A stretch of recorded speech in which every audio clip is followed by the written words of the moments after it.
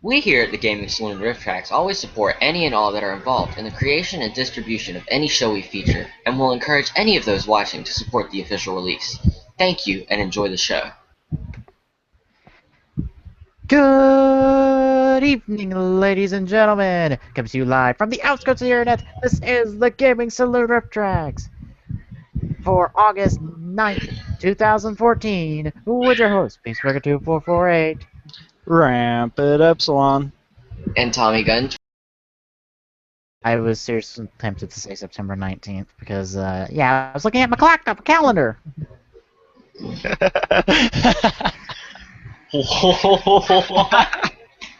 I don't know. I looked at there, and it crossed my mind for a second. And I'm like, no, that's not. No. If it was September 19th, my birthday would have been 3 days ago. Oh, God. We would also probably be doing TGS. Because that's Friday. Yeah. Or Rampant Gaming. Let's see. He's right, TGS. Oh, he is right? Okay. Blind fucking guess. That was a blind guess, and you were right.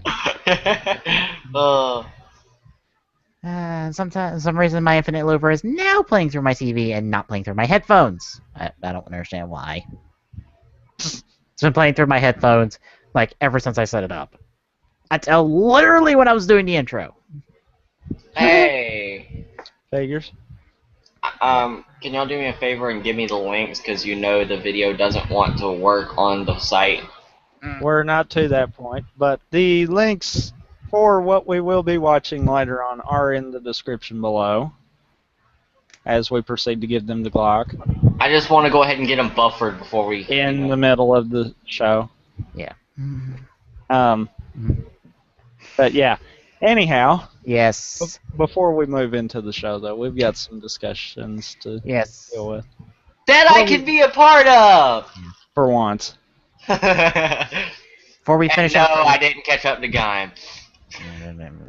They never will. Yeah. Yes, I will. I will. I promise you I will. Yeah, after we're halfway through Drive. Yeah. You know me so well. So yeah, before we finish up the player killer / panic duel and move on to another duel in of itself that we get this week. It's a 1-episode duel. Remember this one. Well, at least it's not going to be cut in half. Sure. Yeah. Or in thirds. Yeah. Because the panic duel was cut in thirds. Yeah. We're not going to be talking about Guy.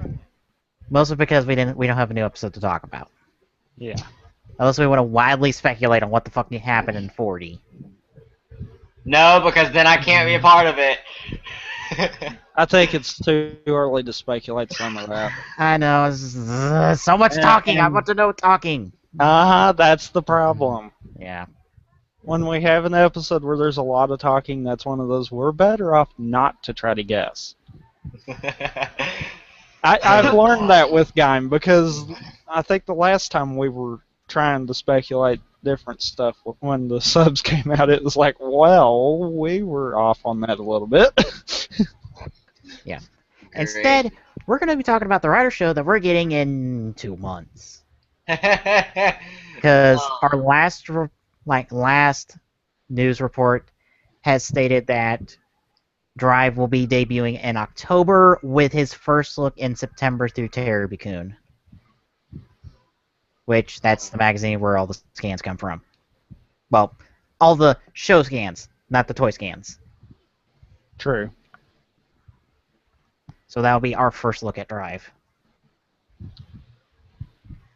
So we'll be talking about this wonderful show that's coming up. And one of the biggest problems is going to be with this conversation is we don't know much. We really don't know. And I think the other biggest problem, and it's going to be more for you and me, Peace, is going to be the way that we're looking at Gaim right now, and then we're going to be looking at this new show coming in with a different crew. Yeah. But what I just liked in the chat is the most comprehensive list of information we know, and that is the toy scans. That's the most comprehensive thing of information we have. Nothing else gives us information. The only other things we have is on-set shots, or spy shots. And the best thing we got out of that is a blurry-ass look at the drive suit. And that was it. Before you go too much farther, I will provide the link in the comments. I didn't have the link prior to the show, so I'm going to have to change that on the fly kind of deal. All right. So yeah, this is the best information we have to go off of. But I guess the first thing we should say is, what is the one thing we want to see out of Drive coming out of the gate? A good show. So, something a little bit more detailed. Obvious. Yeah. Honestly, in my personal opinion, I don't want something too cliche. So what you're saying is you don't want... I can't think of an example at the moment.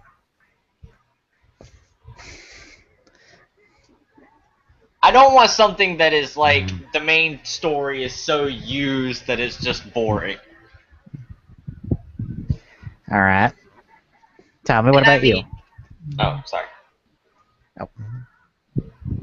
Well, we know what the motive is behind it. Yeah. And based off of that, looking at what we thought about Gaim to begin with, I don't see it as a far-fetched idea. Because, I mean, hell, we just had fruit. They've had fruit farmers. Yeah. So I'm not putting anything up past the show to begin with. Yeah. But I'm kind of... What I mentioned before we got into it is going to be my biggest thing. We've got a different crew on it.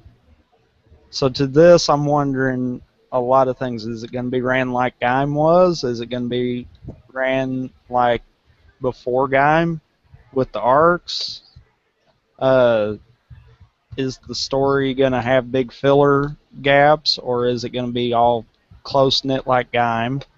I mean, you look, in all seriousness, we only have 2 episodes that just are completely off the wall for Gaim. And both of those were movie tie-in episodes. Yeah. Everything else was in canon with the show and progressed the story every bit. Yeah.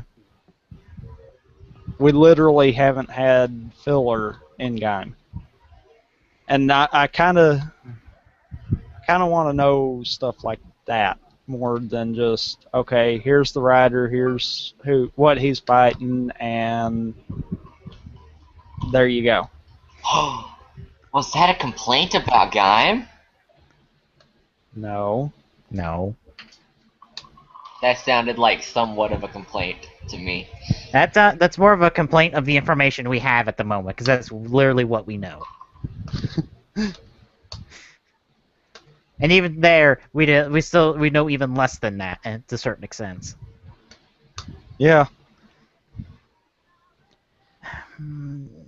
I'll be honest. My line of thinking is along your lines, Tommy. I just want them to take this momentum that Gaim has given them, this huge toy success, this huge critical acclaim the show's getting, even though ratings-wise it's crap.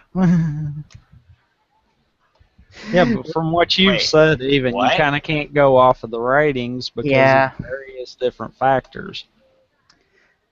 Glock, you may not know this, but ratings have been on a slow decline for both Rider and Sentai for years now.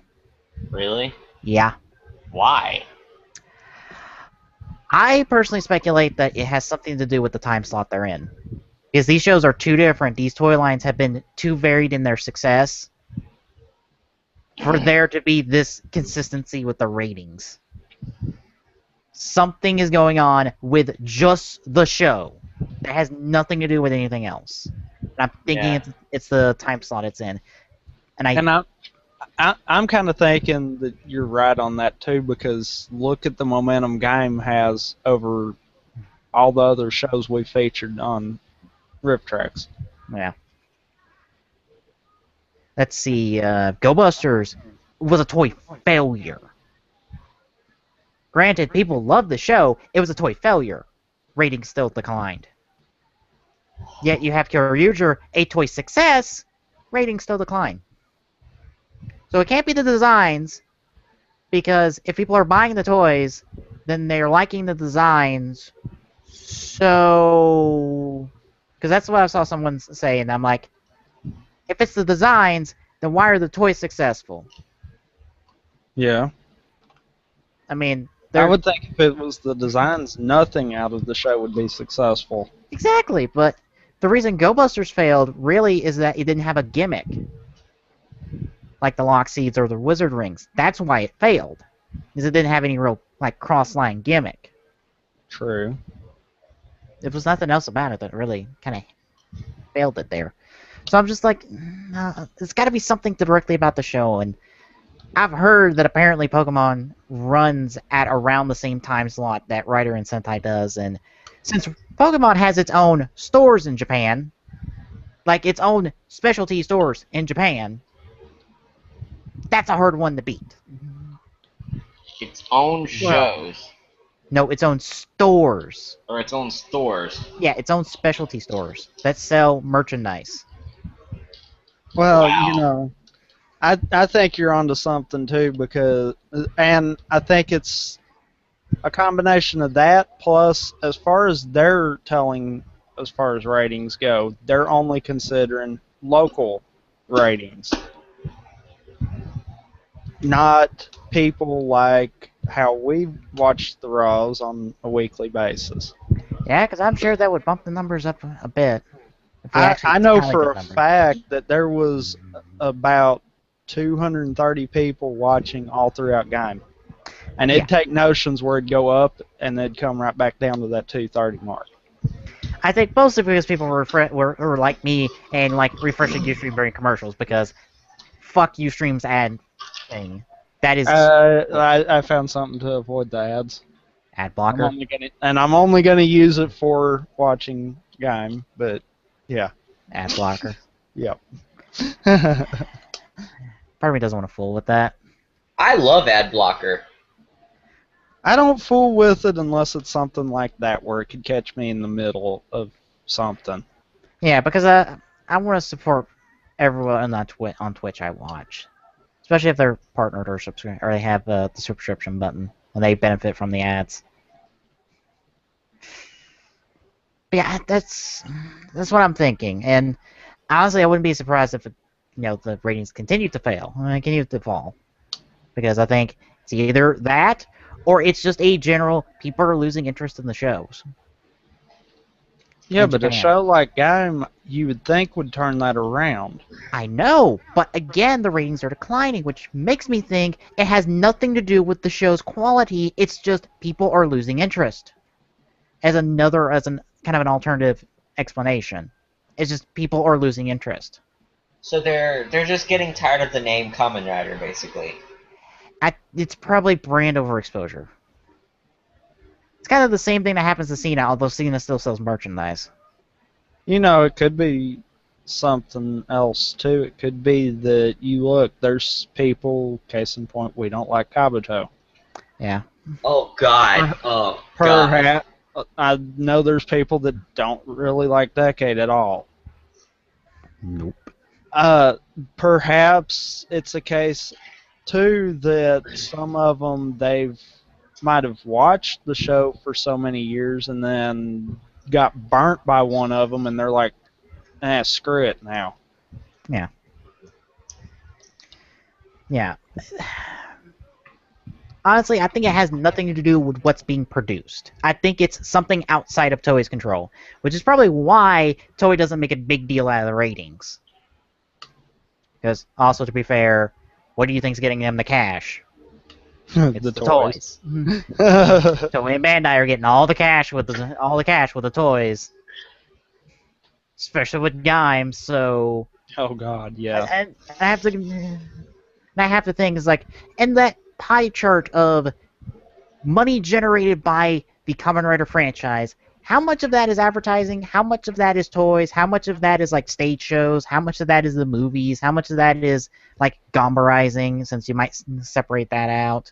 how much of that is what am I thinking of? I've already said movie sales. Crap. Product tie-ins like the Gaim gummies and the Gaim bread and other food products that Ryder is on. I'm not kidding, mind you. Yeah, I know.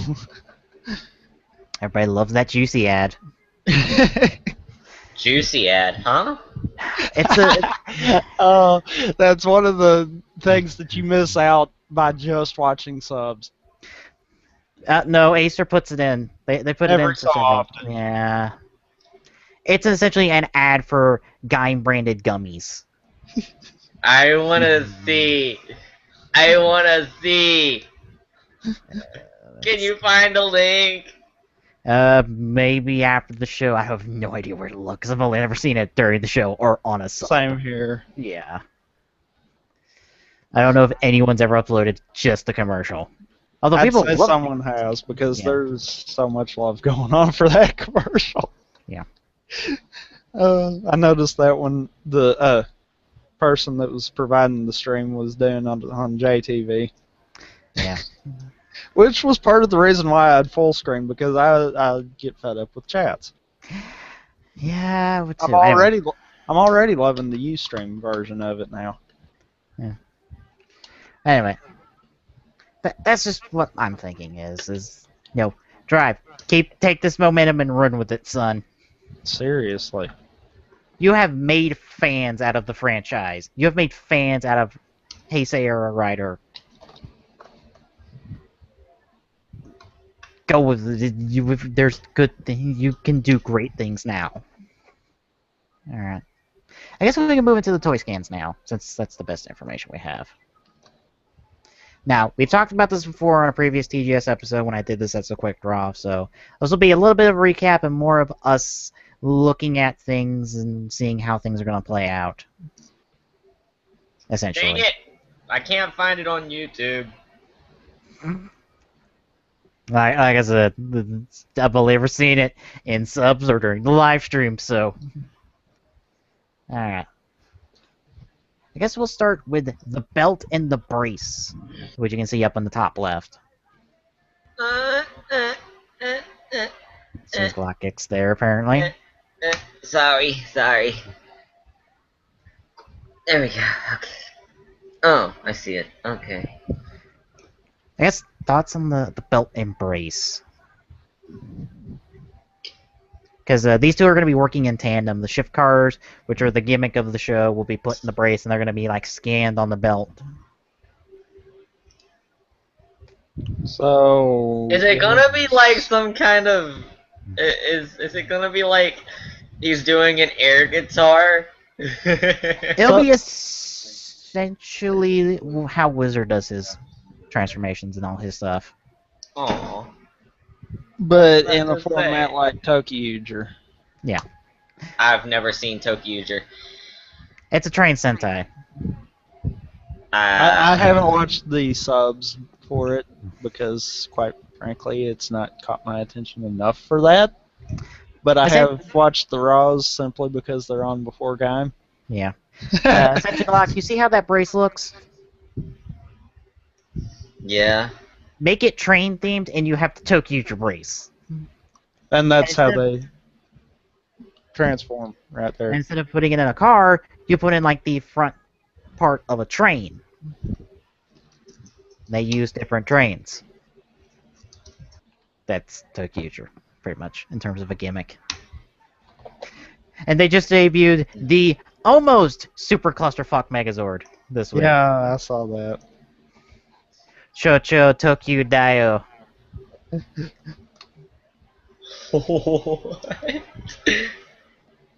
The almost clusterfuck of a train. Yeah, you pick up on the pun there, Glock? Chocho. Chocho. Choo choo. Oh! Choo choo choo. Apparently, Overtime is subbing it as Super Duper Tokyo Dio. That's how they're subbing it. I agree with this. It's awesome. Because Cho is super. So this is like super Tokyo Dio, so might as well just make it super duper. Oh dear lord. They're essentially kids. They would do this. Oh dear lord. The Gaim Gummies. Uh-huh. Someone uploaded it to Daily Motion. Oh. So you're just looking in the wrong spot. Give it to me! Give it to me! Alright. Give it to me so I can enjoy the experience. But what do you think of this whole belt brace combo, Tommy? I don't know. Like you said, it does seem kind of along the lines of what they did with Wizard. But it's a setup kind of like Tokyo also. So I don't know. That seems like they're trying to cross gimmicks. Yeah, that might hurt it. And now Glock understands the juicy commercial. That was great. Oh, that was great. It's like the one consistent game commercial you'll always see. You'll always see the juicy commercial. Yep. Every time. I just love how he flung his head back. That's exactly the gift people make. Oh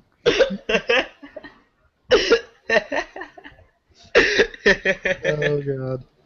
But yeah, I don't know about the whole crossing gimmicks like that. Yeah. It almost sounds like it's gonna hurt it more than help it. As long as we don't have to take like a minute and a half to fucking do anything with the belt and the brace, I think we'll be okay in show. Because we run into that problem sometimes with some writers. Yeah. Specifically Forze. For whatever reason, they don't understand the concept of just slam the switch on there, do a motion, and let the thing happen. We don't need to know how the switch fucking works after a while.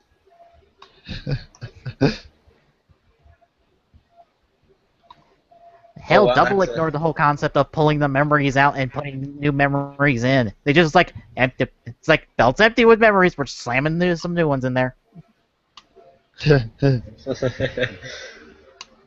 Like, what do you think of the belt and brace combo? I don't know. I really wish they would make a rider that did an air guitar to Henshin. Glock? You have a rider that uses a guitar to kill monsters. You think I'm kidding, but I'm not. It's Hibiki. Hibiki uses the guitar? It's a Todoroki and Zanki from Hibiki. They both use guitars. As axes. And then they shove it in there and they strum away to blow up the monster.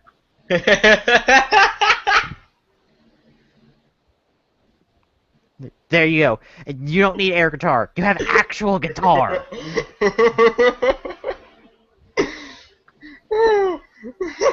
Let's say, like you said there, that's something that I'm wondering if it's gonna mess up, because usually Rider and Sentai don't have similar gimmicks.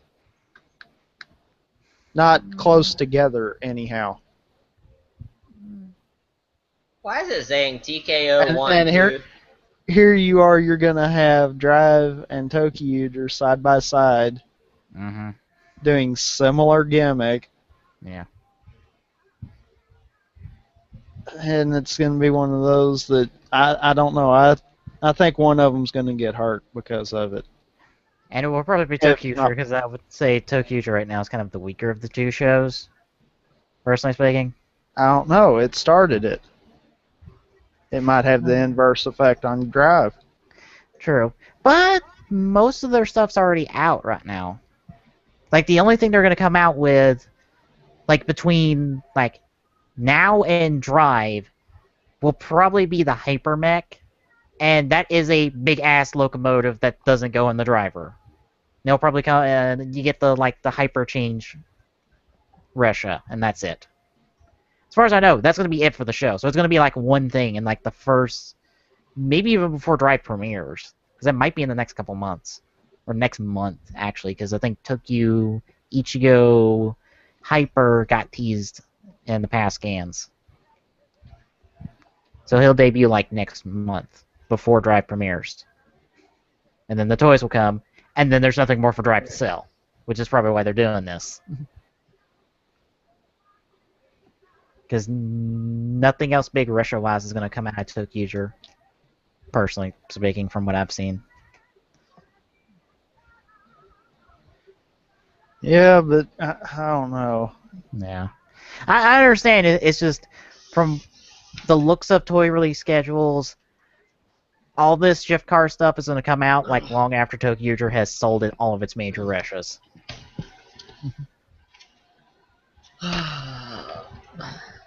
Glock, I asked you what you thought of the belt and brace combo? Yes, you did. Alright. Honestly, you don't remember? We got caught up in the conversation. Honestly, I like the look at the belt. I like that it looks a bit bulky and techy. I like that. It's very big. That's another thing. It seems kind of big. Not really. Maybe it's looks, not on someone. Yeah. It looks at a glance like it's about the same size as the Genesis drivers. Yeah. And that's not that bulky of a belt. Not I mean, if we're really. going to talk bulky belts, I'm going to have to reference Forza here, because that's a bulky-ass belt. Like the bulkiest belt in existence. I swear, it's funny. Listening to how you've pointed out about Forza twice now, it almost sounds like the way that he does his whole henshin sequence is kind of long and convoluted and really should have been done better, but I'm sure they had fun with it too. It's a 3, 2, 1 countdown. Then he says henshin, shoves the lever, and then transforms. Every time. To be fair, they try to be creative. They do their best to be creative with it. They did. They sure did. They tried. It's like, look, we have this 3, 2, 1 countdown. We can't get rid of it. We're just gonna go with it. It has become a gimmick now, so you've got to deal with it.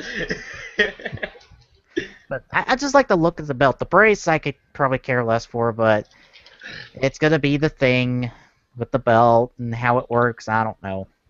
All I know is you just scan it in front, so it's Irotech. That's the same stuff. It's Irotech, which is the same stuff that's in Skylanders. It's the same stuff that's in the Osh driver and the Wizard driver. So Toei has experience with this. They've had 2 toy lines full of this kind of tech, going both ways. So they know what they're doing. Alright, what about the shift cars, which is the gimmick of the show? Hot Wheels! That's what I'm getting, and I have to, like, cock my head at people who are like, this won't sell. Do I need to point you to the Hot Wheels franchise? I mean, these guys have made like millions of dollars like every year because they sell 1/64 scale Hot Wheels. And these things do more than that. Those just look pretty. These literally like change. Yeah. Then again, there aren't millions and millions of them, but, you know, it's only starting. Oh, we got 3 main form types: Speed, Wild, and Tech. And then we've got a whole bunch of, like, Arsenal shift cars. Yeah. Maybe they'll actually turn this into its own toy category. Glock, that's gonna happen for the lock seats. I would not hold out breath for those shift cars. Yeah. Their main focus for like the next 20 years is gonna be the lock seats. Why? Because the Gaia Memories were the same way. You wanna know what the last release of Gaia Memories was? Or when the last release of Gaia Memories was? When? this year. We had to release a Guy Memories this year! And guess what Guy Memories is involved? Gaim? No! It involved Gaia memories from the novel. Really? Yes, it involved a transforming Gaia memory akin to Fang from the novel, along with Gaia memories, other memories from the novel and from various movies. I'm not kidding here. It came out this year. Cool. And I can't remember how old Double is, but yeah, it's been that long since Double. That Gaia memories still sell. Ugh. They even did Writer Guy memories up to Wizard for final forms. No Gaim one, but I wouldn't be surprised if they throw in a Gaim one just for the heck of it at this point. Yeah. You know, I'm looking at this stuff. I'm looking at these toys. And I have to wonder, the door gun. Yeah, I was gonna get to that one because The door gun. I can understand the steering wheel dagger sword thing. But Really? the door gun. I understand the choices because, to be fair, I think the reverse, like a steering wheel gun and a door sword, would be better. But the problem is they already did a steering wheel gun, and that was in Go-Onger. I don't know. I would see the door as more of a shield. That too. I mean, a gun?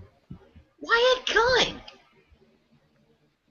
I mean, he already has the steering wheel, sword, dagger thing. Just turn the door into a shield and he's got his perfect ensemble. Do I need to point out how many shield and sword riders there are? Yeah. No, you don't.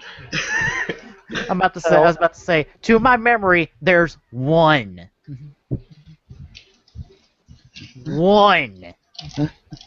And that's a final form for a secondary rider. That's an even bigger sign. Hey, try it. It might work. And then maybe for a final form, he'll just dual wield. Actually, no, two. I forgot double. Yeah. I forgot about double. Yeah. Yeah. And, well, no, 3 for Zangetsu, technically. Technically. So 3. But he's not really considered a main rider. Yeah, technically. 3. Anyway, like I said, just do a freaking sword and shield combo for the main rider, and then for his freaking final form, get him dual wielding or something. Yeah, but I don't know. In my opinion, thinking of a sword and shield rider, I would think of that more as a light form or a different rider that has experience. Yeah. Yeah. Because you look with double. Final form. Look at Zangetsu. Had He's the a- experience. It kind of seems like that should be the end of that character's development kind of deal. Until we get to Shin Zangetsu, we're gonna give him a bow and the Sonic Arrow and like be like the only like bow rider in existence as far as I know. Actually, I just came up with another question. What? Are they gonna turn this into another Den-O without the main Den-O not be, or without the main Den-O, the main Den-O being lame? With the whole different forms have different varieties of fighting. Oh, you mean like the? Oh, you mean like the Like- main rider is like- not the actual rider; it's the Imagine that possess him to give him the fighting and stuff. Yeah. I doubt it. Without the whole lameness. Like he's an okay guy. He's not like, oh my god, scary. Cause I'm sorry, that just made that show unenjoyable for me. I didn't mind Dino. I just got It bored with the was show like okay. late. That's what I did too. But it was okay, but it just it got so boring. It was so bland. Yeah. And that's what I'm worried about. Don't do that. Don't repeat Deno. I don't think they will because Deno is kind of like a franchise in of itself because people love Deno apparently. I do not see why. Well, kinda. For those wondering why I say that, Deno has the most movies attached to any one writer. Like, the most movies attached to one writer. It really does. Uh-huh. And it Like- spans so far out, it's pathetic, too. Yeah. Yeah, he has... It's got so many side shows and everything else that go with it. Deno has the distinction of not only having its own anime show based off the Imagine, it also has its own trilogy of movies based around its characters. What were they? Yellow, blue, and black? No, yellow, blue, and red. Yeah. Red, blue, yellow, and purple. Oh, was purple another one? Yes. Oh, yeah. Momotaros, Urotaros, Kintaros, and Ryutaros. It's not Momotaros, it's Momotaros. You gotta say it right. I'll pronounce it however I want because I don't It's, care. it's Momotaros. That's actually the one character out of the entire show that I enjoyed the most. Well, good. He's like Deno now, essentially. He really is. He was Deno to begin with because he was the first. He was the first Imogen. No, like Ryutaru, he's completely ignored. At this point. Like, Deno's in Cover Tyson in a voiced role. Guess who's not there? Ryutaru. Guess who's not Deno? Momotaros. I wonder why. Same deal in Superhero Tyson. I wonder why. That's why you see a lot of Super Climax, but you don't see a lot of Liner these days. Well, since we pretty much covered the sword and the gun, I guess the one of the biggest sticking points for people right now, the Tridon. Not because, hey, we got a car, it's because, hey, we ain't got a bike, we're getting a car. What did you pronounce it? The Tridon? One guy says it's the Trideron. Trideron? I don't have a spelling, so I can't say which way. Trideron. Trideron. Paladin says. Yeah. Trideron, alright. But yeah, this is the biggest sticking point because the Rival have the distinction of being like the only writer in existence to not have a bike. In terms of main writers, mind you. Secondary writers, on the other hand, there are plenty of characters who don't have bikes. Beast.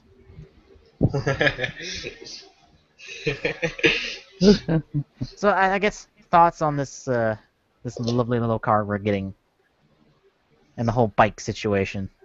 I think everyone's putting too much into it early. Yeah. Yeah, because I've already figured out how they're going to incorporate bike into the show in a very cool way. I've got one question.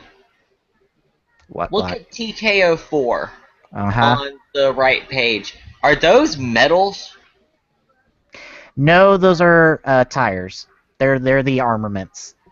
They're For- tires? Yes, They look like metals. they're tires. They're various pieces of weaponry that come from the other ship cars. Okay.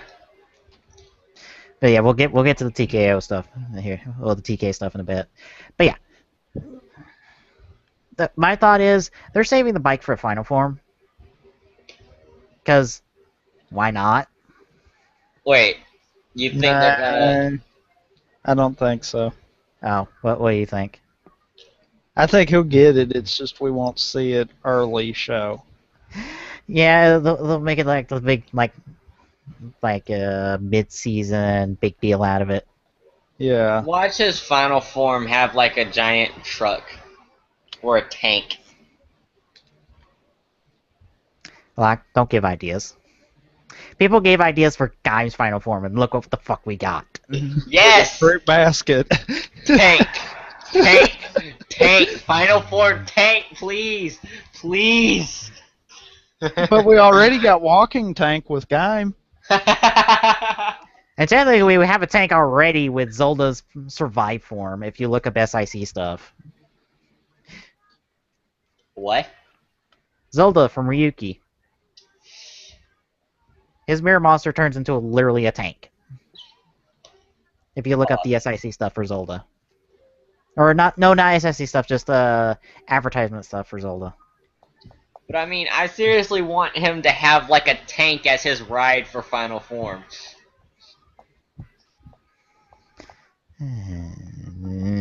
Like a specific, like a special tank comes up.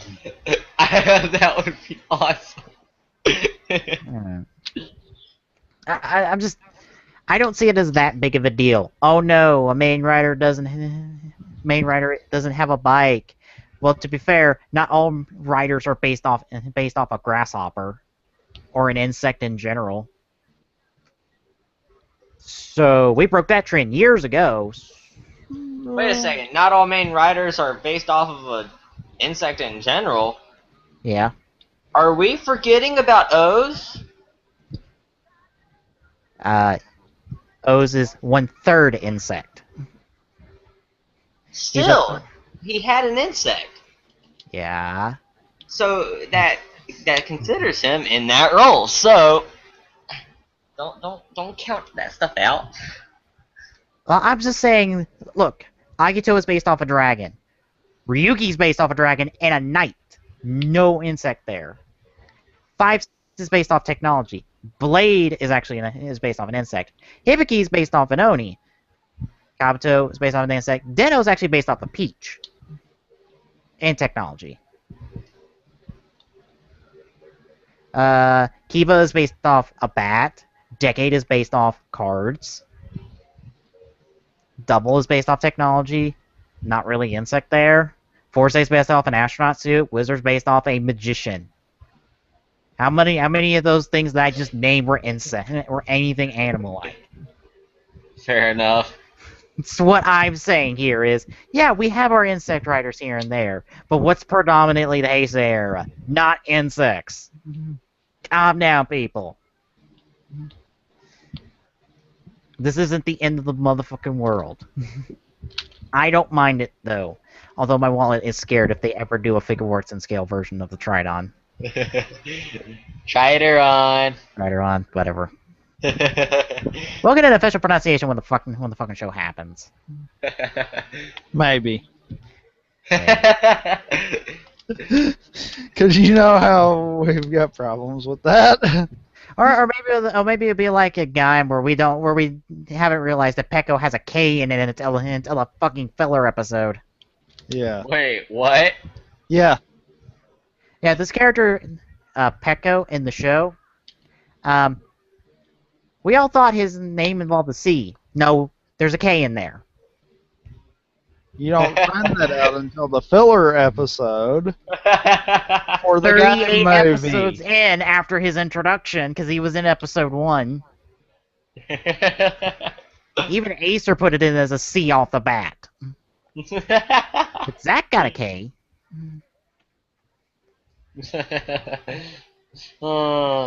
You know, that had to be one of those oops. Yeah. When they realized that.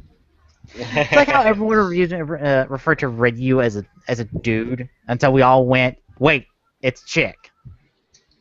What the fuck?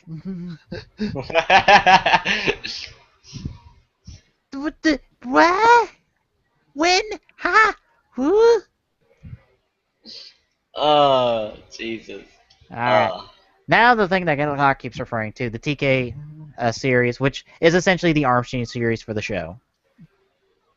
So these are your arms change. We get the preview of Drive's main form along with his 2 form changes.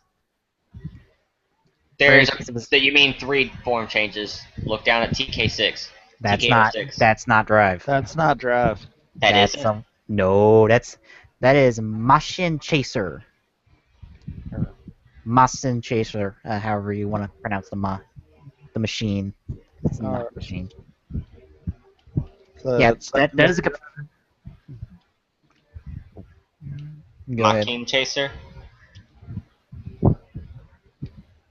supposed to sound like machine, so it's machine or machin, something along that line. Machin Chesa! No. Yeah, that is not correct. So we get a preview of the two forms. We get a preview at the not writer, secondary writer, anti-hero, something or another of the show, who uses his own like henshin device, which you see it down there in the bottom left of the second page, which apparently uses boats in their virus cores, apparently. Boats. Yeah. What is his belt gonna look like? I don't know. I want to see his belt. This is like the only thing we got to actually confirm that there's someone else besides Drive on this damn show. Except for that one monster he was fighting in that one onset shot. And finally, we have the Gaim Shift Car and Drive Lockseed 2-pack that will come probably at the end of the Gaim's run. Wait. When is there actually... How many of the Kamen Riders... Has there ever been an evil rider as the main antagonist of the show? Main Developed into it or wound up from the start? No, just from the start. From the start, main antagonist. I can think of one, but I'm not sure how early in the show it was, because that would be Black and that would be Shadow Moon, technically speaking, to some certain extent. So would it be possible that they're trying to go a new route with bringing in a rider that is evil from the start, and just his whole career is vowing to end this new Kamen Rider? The problem you have with that is Bandai has this thing about villains. They think villains don't sell well. Just like how they think that... They're probably right on that in light of Gaim. To a certain extent. Yeah. But they don't like that. So he may not be like a true villain. He may just be like Vegeta, where he's a villain at first, but then he becomes like just angsty anti-hero who's like, I'm fighting alongside you because I want to kick your ass myself one day, but not today, because I kind of like you. Oh, so kind of like Kaito at the beginning. Yeah. I'll help you because I want to beat you. Yeah. Wait, what? Kaito at the beginning of Gaim. That was kind of the whole deal between them two. Really? Yeah. Oh. Boy, someone ain't watched Gaim in quite a while then. Yeah. I've forgotten almost everything. I apologize. But he's getting a TKO6 release. Well, he's going to be TKO6, so he's going to be... Let me... TK numbers. He'll be like the last one out of the group, so he'll probably debut like last out of all this. I say that knowing the release schedule of the Arms Change figures, and we got to get to Arms Change way after he debuted in the show. It was like 4th or 5th. Got which. It wouldn't surprise me if we saw all three of the forms within like the first 3-4 episodes, and then him right behind it. Yeah. Because I think this is all going to be covering like a month of releases, essentially. A month's worth of releases, I want to say. The only question I have is, going back to the dagger, is there possibly some kind of a power-up that they could use with the steering wheel for the dagger?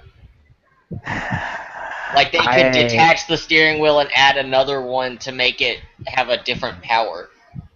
I would not rule that out, but I don't know. I would rule the stuff that'd be late show, even if it was. Oh yeah. Yeah, you're talking like 2 to 3 months down the line from when this stuff comes out. Because I think this is all going to be coming around at least like the first month and a half of Drive. I said game. I know. This is like the first month and a half of Drive in terms of releases. Oh. I'm just gonna let that sink in for you, Glock. This is normal. Trust me. You're gonna want to push all this stuff out like the first month and a half.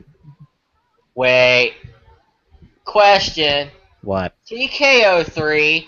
What is that on his shoulder? That looks like a missile launcher. Actually, to me, that looks like the crane arm from Birth. Except it's square up top instead of rounded. That looks like a missile launcher to me. Oh, if they're going that route, maybe they already have the tank side of him designed. To be fair, everything's already done at this point, design-wise. Oh, I need to see more.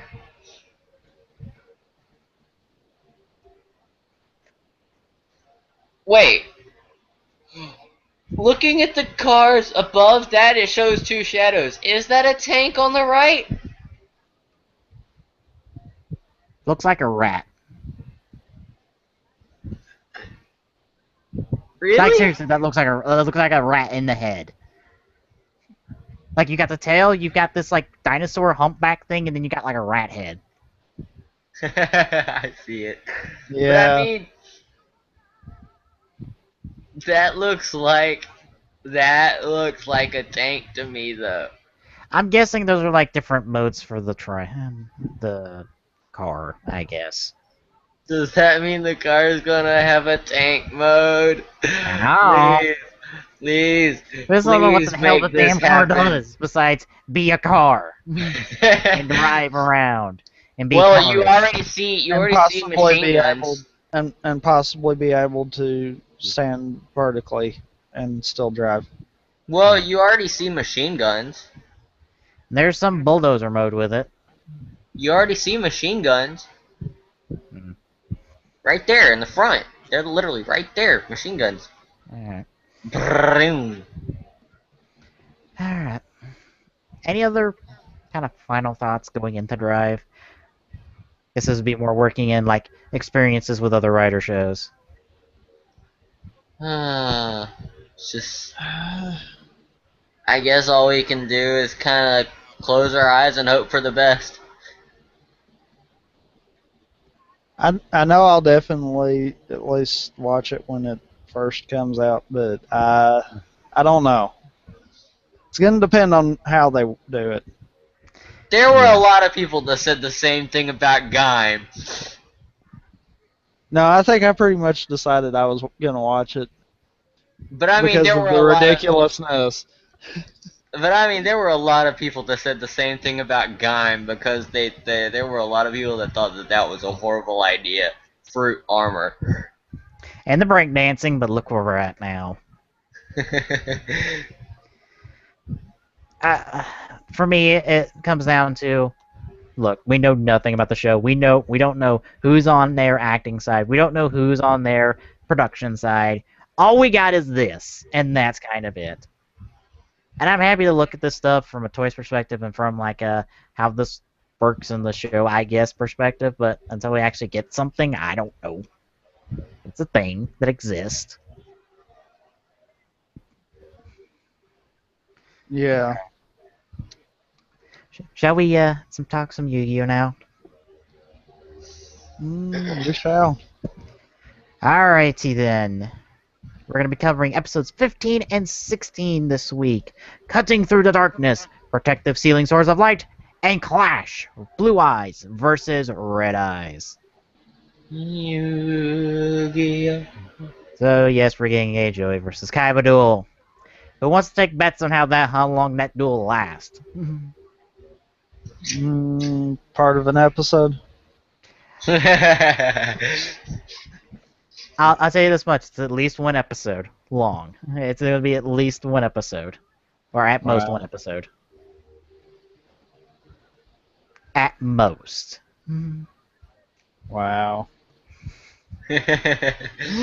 Bear in mind, this is Joey we're talking about going up against Kaiba, whose only loss so far has been because Yugi has Exodia. Or had Exodia at the time. Yeah, had.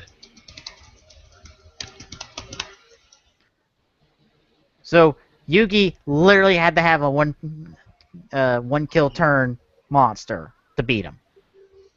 And he hasn't lost since. Granted, he hasn't dueled since, but you get the idea. So I guess that's going into these the wrap up the Panic duel and the Joey Kaiba duel. You know the usual for me, so I mean. What about you, Glock? I'm starting to remember everything that happened, so no. Aw, aren't you excited about it's Blue Eyes versus Red Eyes?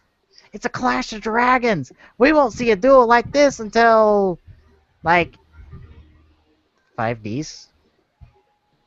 Yeah, the one show that I was not interested in the least bit.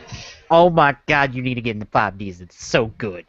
I lost interest. I swear to God, from the get go, I just thought that dueling on the motorcycles was so stupid. What is the point of the motorcycles? Glock, you have to look past the motorcycles. There's a good show here. What is the point of the motorcycles? Give me a point to the motorcycles, and I might consider it. It's a new way of dueling, is what it is. But it's so stupid. Okay, how's No, it? motorcycles make everything look awesome. It takes their focus away from the game. There's the possibility of them crashing and losing their lives. I mean, But they're part of a story that they can't die. Yeah. To be fair, Glock, that second one is kind of the point. That's kind of the point of that's kind of a point of the writing duel. And the first one, not really, because they have their own field spell for this type of dueling. That works into the fact that they're on motorcycles. So you have a completely different way of dueling. Trust me, if you give this show a chance, you will fall in love with it. I have. And I think the motorcycle and dueling of motorcycles is a little bit dumb, but I've kind of softened up on it and liked it. I'll give it another chance. But I'm giving it a small chance. It is on a very tight rope. At the very least, watch the Fortune Cup. Go all the way through the Fortune Cup, at least. Okay, I will give it a try.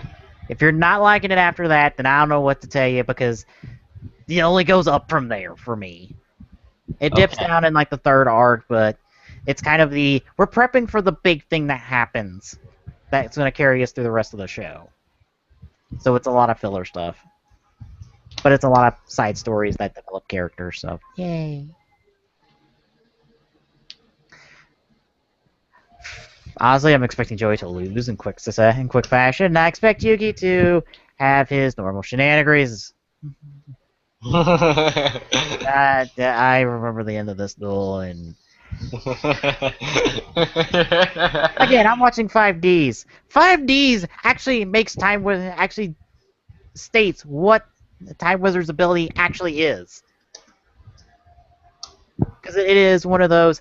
Look, if it lands on the good thing, all your monsters are destroyed. If it lands on a bad thing, all my monsters are destroyed, and I take damage, equal to half all their attack points, I believe.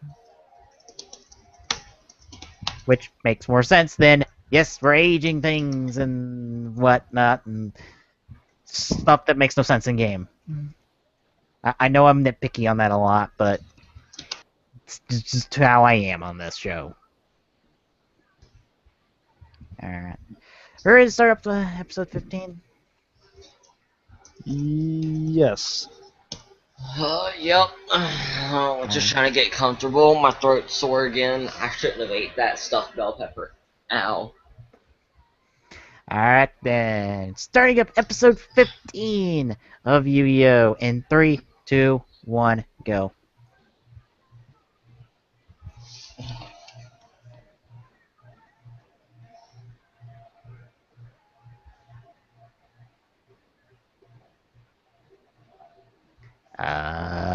We have a problem. What? Mine's endlessly buffering. Pause. Yeah, I figured it'd do something here in a sec, but nope. We ain't gonna have any of that.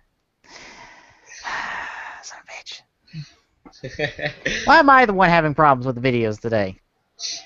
Don't know, I'm just happy it's not me. Oh, me. It'll be Glock this next time because he opened his mouth. You watch. Nope, I'm ready and it's completely buffered for me. And the volume's low. Got everything turned off. It's perfect. The only thing I refuse to turn off is the lunatic figure arts thing because I want to get one so bad. Alright. The Tiger and Bunny show and our stuff. So That may or may not be hard to come by. I don't know if Lunatic was an exclusive. it's on sale right now. I'm on Bluefin's site. Bluefin doesn't sell. They Oh, it only doesn't? distribute. No, you can't buy it through Bluefin. Dang it! You can buy through any of their shops that they distribute to if they sell figure arts. Or you can go look on AmiAmi, Mandarake, or any half a dozen websites I could tell you to go look, and you'll probably find it there. I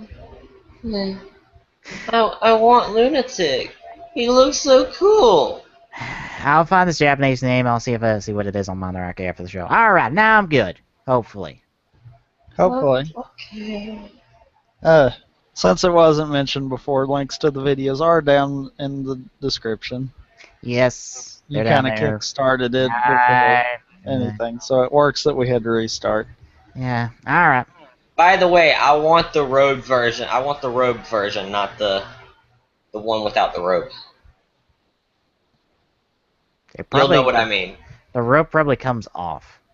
No, it's a completely different setup because the robed version doesn't have the eyes that are on fire. Okay, I didn't know they sell two versions of the Lunatic. I know they sold like multiple versions of Tiger and Bunny.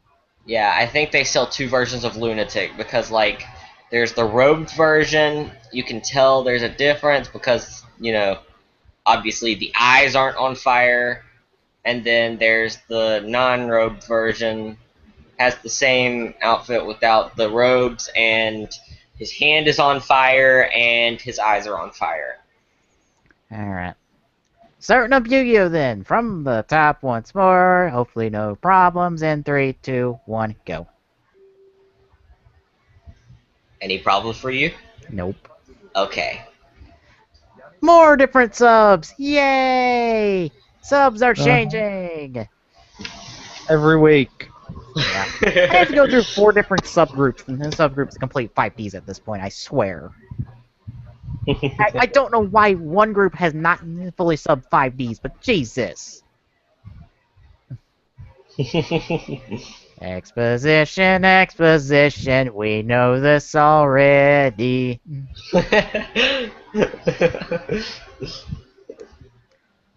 Now it's time for the opening, and we're not going to say anything, because we've seen this 1,001 times, and we've got nothing more to say. Literally, I have to start coming up with shit for this. What? I'm just gonna start coming up with shit for the opening, because I got nothing else to say about this opening. It's not gonna change. We don't get a new opening until we're supposed to be done with this damn show. Give us the English opening. Yeah, so we can have the one English opening for like the rest of the episodes, so we'll be in the same boat no matter what. I don't care. That one was better than this one. I challenge you to listen to 5D's music, because that's far better than the Yu-Gi-Oh! In either one of these openings. Well, yeah, but I mean, like, that Yu-Gi-Oh! Opening was better than this one. That's what I'm saying. Granted, I don't mind the English opening for 5Ds. As kind of cheesy it sounds.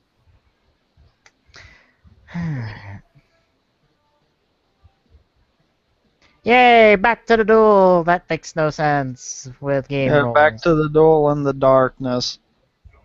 Darkness.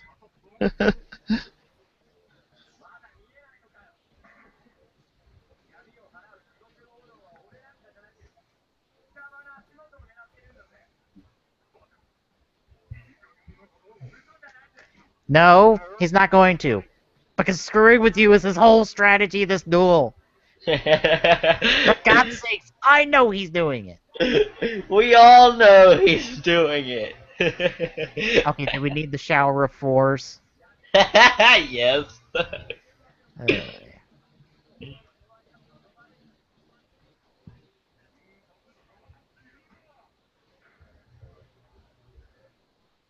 You forgot to turn on the directional flames because this is not threatening.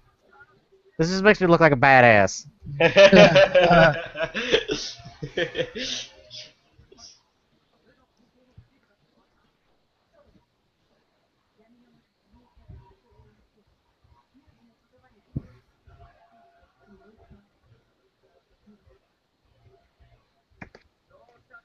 But it won't be the card that wins him the duel.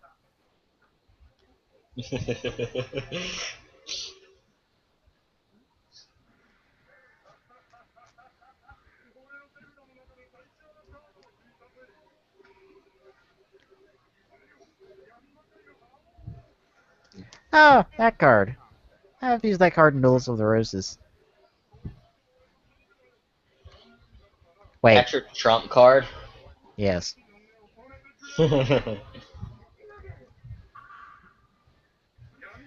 And he's already called this move.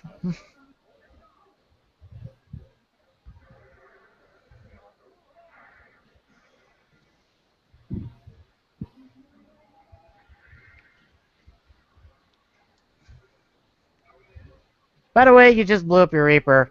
Ha ha! The Reaper's just kind of like, no, I wasn't finished.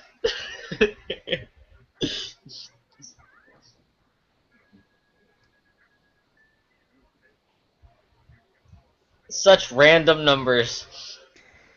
Yes, because of the weird bonuses that are going on here.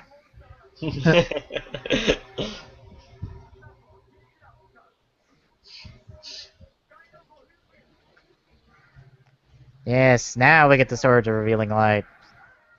Screw their term. It's Swords of Revealing Light. Bright light! It burns! He's a vampire! And Yugi's just like, it's light, I don't care. It's like, motherfucker, I'm an Egyptian pharaoh.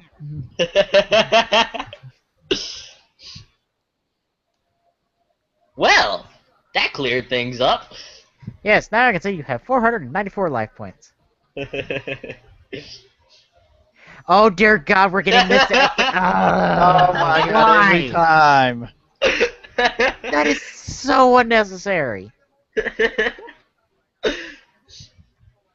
Or can they attack? But we're just gonna not talk about the attack part because move just kind of covers it, I guess. And Token Nation just put up a article about the Summer Ride video game that. Yeah. Yes, and as we know, numbers trump anything. You've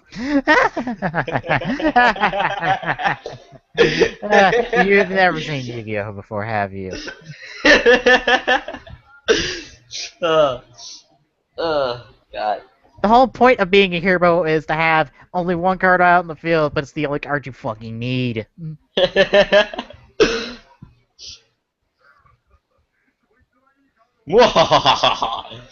Another monster card. Oh, it's not a monster card. Oh, I remember this one. Yeah.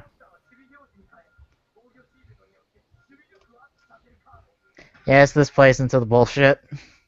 Pretty much.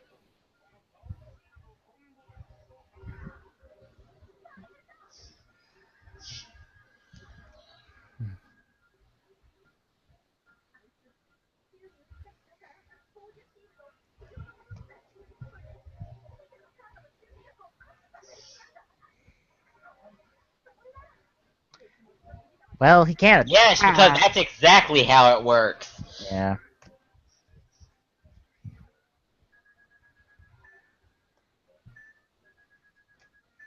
Yes, because if you attach it to one card, it functions on all of them. Yes, that's Mm. exactly how it works. Yeah, but... Bullshittery. Oh, don't worry, it gets worse. It gets Oh, I'm much sure it worse. does. Like I said, this duel ends in bullshit.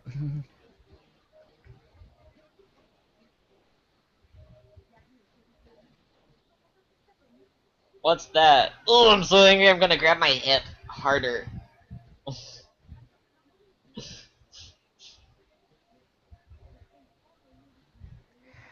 Oh, thank you for this riveting commentary, cheerleaders. We I really appreciate it. swear, when did he become a little child? Apparently, his original voice actor was like, "Nope, I'm done."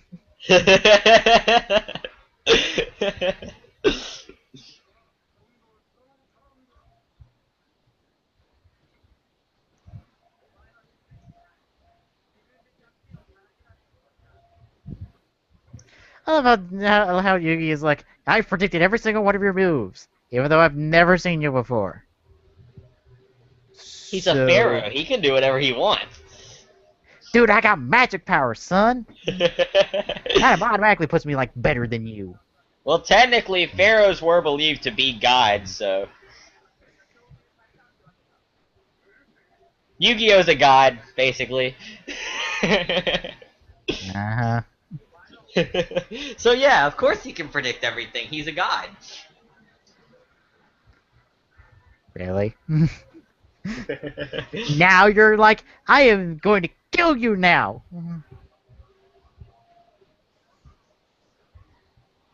I'm sorry, but did you not notice that it completely, like, in that first shot, before it shot to everyone else, it went behind him and completely missed him?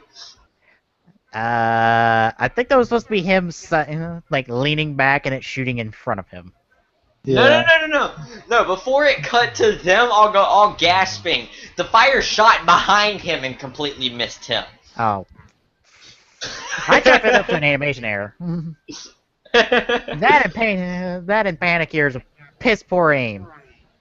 Seriously, if you got flamethrowers, why the fuck don't you crispify his ass now?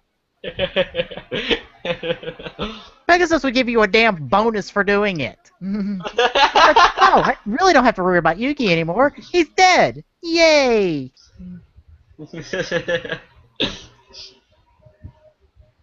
You've made a fool of yourself, dumbass. You're the one who's not realizing that he's completely screwing with you.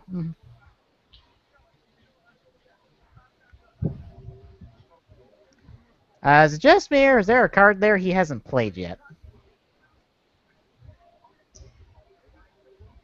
Like, there's a monster in front of the Swords of Revealing Light that shouldn't be there? Probably. 2 more moves. And God, would they quit doing that? Oh, don't worry, you've only got one more. It'll be raining ones. Yeah, and then it'll be raining. Oh dear God, shut up and duel. I got 5Ds that gets to the fucking point more than you do. Hell, Arc 5 gets to the fucking point more than you do.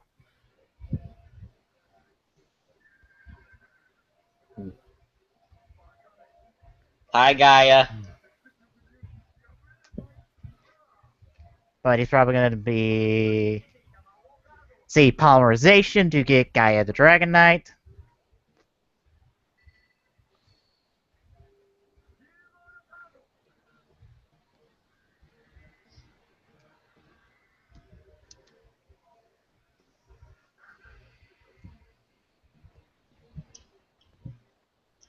That's one of the moves that you never forget from the show. Yeah. That's one of those, yeah, everyone remembers that. That's like a fusion. Oh, Yeah, it's one of those. The cards! They morphed together! Oh my god! still fucking with you, dude. Just crispify He's his ass right laughing now. to screw with you. Dude, crispify his ass. Turn them flamethrowers on, burn off on wide, and just let it rip. Let it rip. Yes. Oh. Oh, yep. That was an animation error. That's not how stories of revealing light work. They work no matter what's been summoned. So, and you also can't pull that move in Yugi.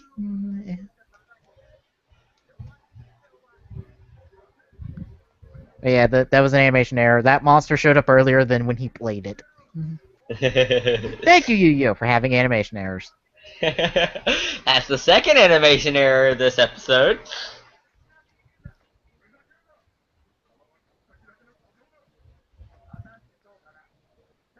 Too bad he doesn't say that in the English version. The One! ones. Catapult Oh, here comes the bullshit. Yep. Here it all comes. Is this where they launch? Yes. Yes. I remember exactly. this. Yep. You're gonna love this one, Tommy. Oh my god. Yeah.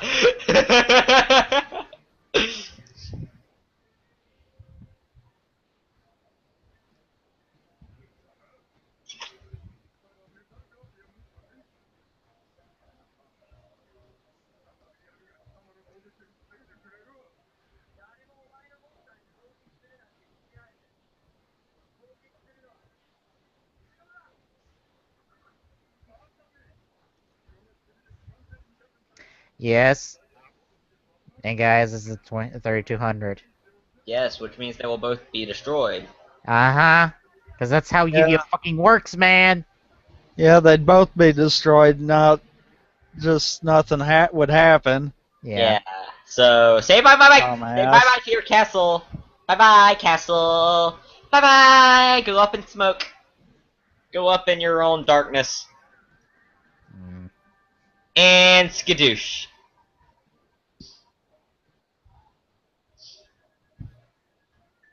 Also, Yugi would not lose life points there. Because it'd be an even. Yeah.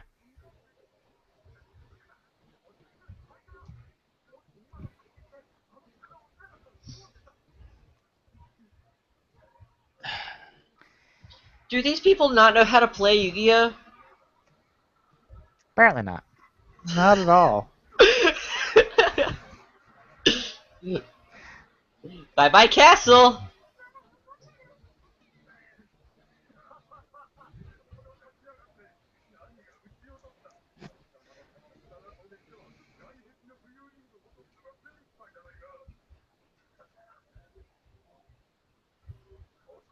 Re-say that. Re-say that sentence. You do realize Yugi never ended this turn, correct? Yeah, he never ended. Let me guess. Thank you!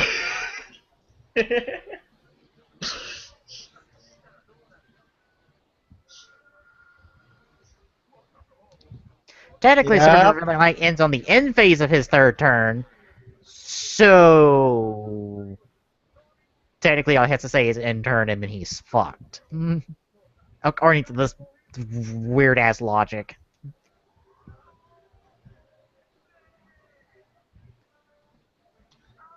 End turn.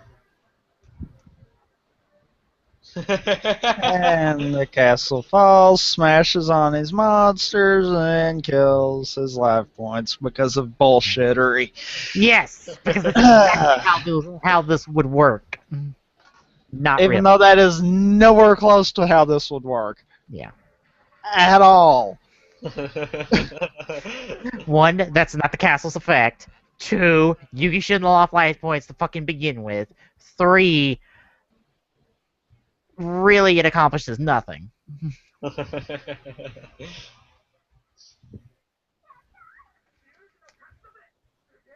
Yes, by rules I don't even begin to understand.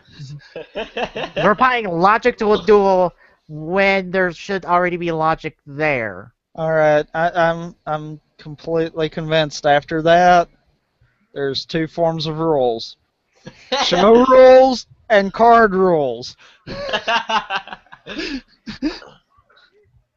know, it's funny. It'd be funny if I told you. It's funny when I watch 5Ds and I go, that's exactly how the cards work. I love how he doesn't even move. He's just like, whatever. Look, you should have crucified me before you started this bullshit.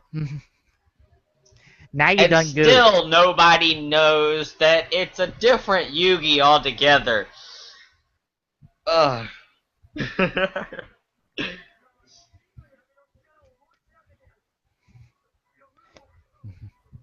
It's like, look, bitch, please. I've been doing this for 1,000 years. You got nothing on me, son. You think your cheat tricks are gonna work?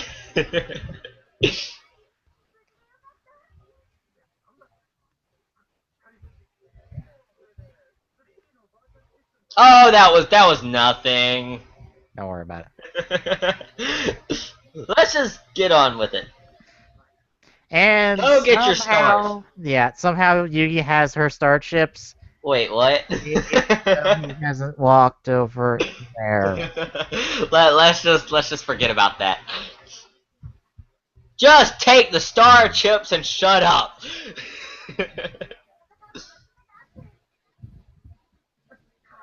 Yeah, that's before he did the bullshit and won. Now she's kind of like, I'm scared of him. Yes, and all it takes is Joey going, dibs, for Mai to be like, fine, I'll take I them. want him back.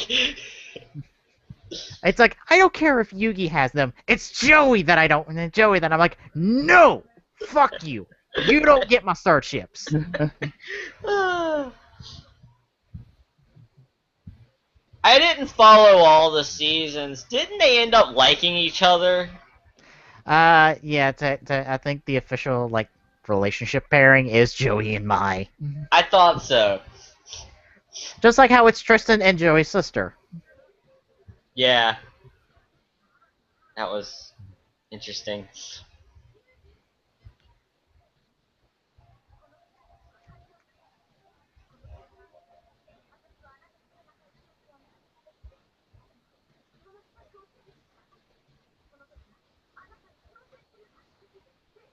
Yeah, Yes. okay, do that. You'll lose for sure then. Yeah. Yes, I won't use my completely useless trick. That you already know that I do. So, yeah.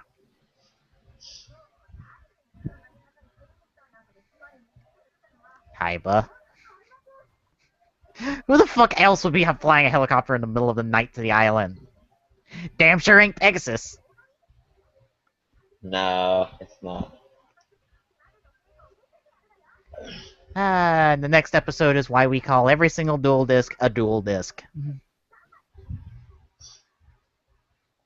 But because of this, even though they don't look like dual disc anymore. Well, they're not disc shape anymore. This introduction. So, what did we think of episode 15 as we get 16 queued up in the background? Uh, Come on! It wasn't that much bullcrap. That's not how this stuff works. I I didn't even play the card game, and I even know that much. Yeah, you know it's bad when someone who doesn't know the card game and doesn't really know the card game is calling bullshit on your tactics. Uh, It's even worse when you have a guy like me who's only just now started actually playing Yu-Gi-Oh! Because I did collect the cards back and they is calling bullshit. And hell, I don't play these cards, yet I know what they do, and they don't do this. I'm a long-time fan of Yu-Gi-Oh! And I remembered it being better than this. You're probably thinking of GX, is what you're thinking of. Because GX goes, we're playing by actual rules. Either No, that. it was the original season of Yu-Gi-Oh! I remember it being the original season of Yu-Gi-Oh! Because I remember key things. I think it's just that I was I wasn't paying that much attention to all the details. I'll tell you what it is. You fell under the hype of the show. Yeah, because Yu-Gi was hot as shit some back in the day. That it's also It's just like it's been proven countless times that Ash's Pikachu should not be a Pikachu anymore, and that he's an idiot for leaving it a Pikachu. Yeah, people even calculated the EV values, the EV and IV values for Pikachu, and they have shown that it is shitly trained. Like it has long since passed level 100. Although for some reason its level got reset in black and white because bullshit. Reasons. Yeah. No, it's bullshit. Oh. I've So seen it takes a page out of Yu-Gi-Oh's book. Okay. Yeah, it's bullshit. Essentially, Ash loses a fight he shouldn't lose. Ash and Pikachu lose a fight that they shouldn't. Why? Because a legendary Pokemon's a dick.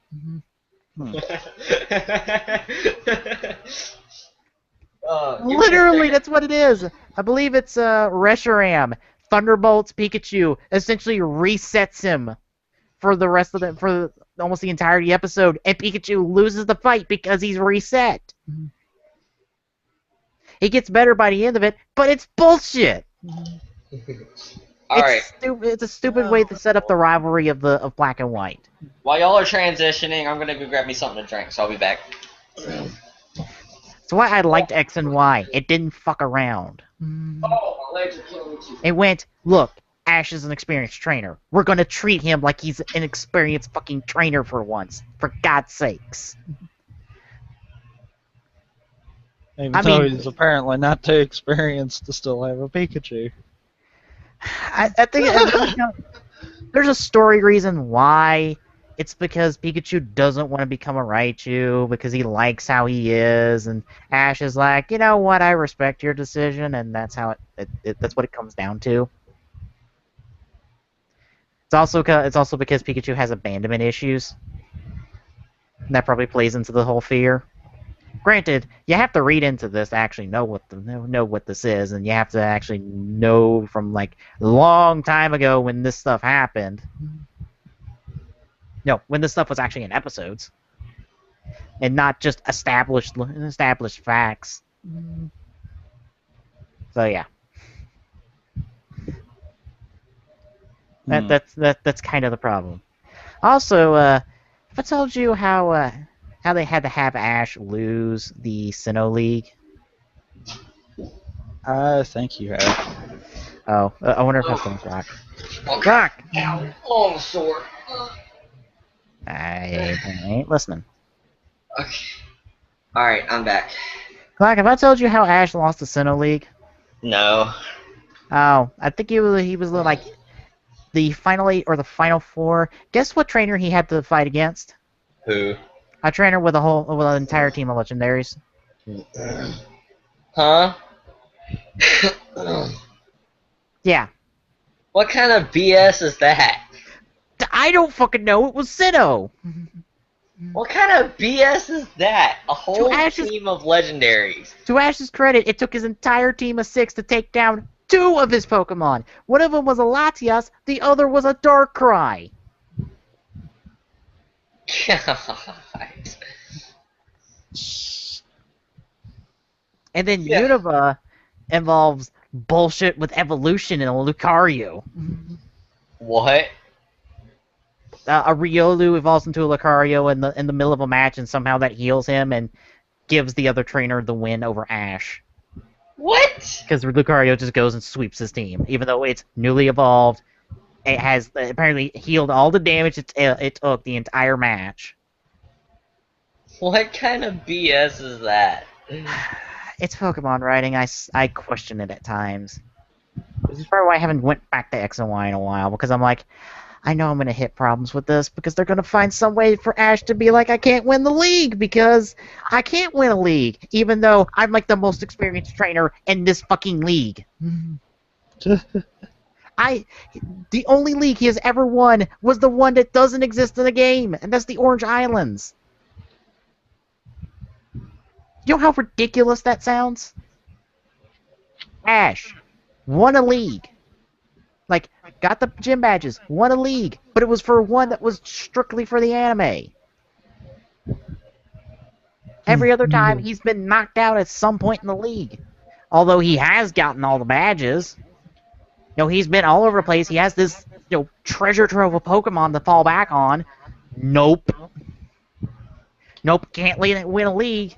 Even though he probably owns more Pokemon than all of his competitors put the fucking together. And I'm counting the Tauros there. His fucking herd of Tauros. I think even if you take that out at this point, he would still own more Pokemon than like everyone in a league he goes against put together. Well, I mean, it's Pokemon. Gotta catch them all. Ash has caught them. He hasn't caught them all, but for fuck's sakes, he's caught a lot. He's trained a lot. Motherfucker's nearly trained every single starter in existence. Ash is probably one of the only people in the world to come into contact with almost every single legendary that we know of. If you count the movies.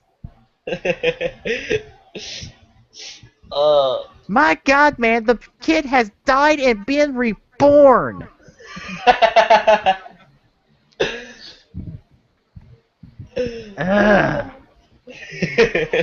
That's why the anime pisses me off at times, and why I like Pokemon Special. Pokemon Special at least plays it all straight and doesn't give you bullshit like that. Red is a badass, and it's proven he's a badass. And so is every other protagonist. They prove their worth as a trainer over the course of their run. That's why I like Special. Alright. Shall we get 16 up and running? Yeah. Yes, we shall. Alright, starting up episode 16, and then off our 2 episodes for the week in 3, 2, 1, go.